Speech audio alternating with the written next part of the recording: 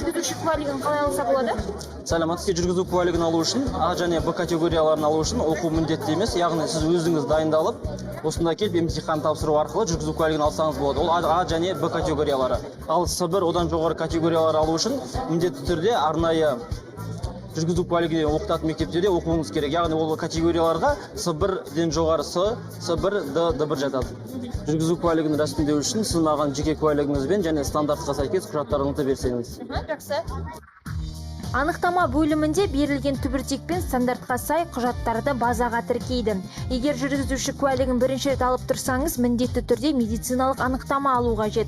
Құжаттар базаға тіркелгеннен кейін теориялық емтихан тапсырасыз. 40 минуттың ішінде 40 сұрақтың 32-сіне дұрыс жауап берсеңіз, онда практикалық сынаққа жіберілесіз. Сізді веб-камера түсіріп отырады.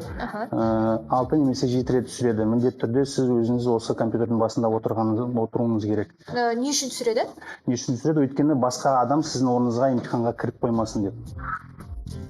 Теориялық емтиханда 3 рет тапсыруға мүмкіндік беріледі. Алайда арада жарты жыл өтуі керек.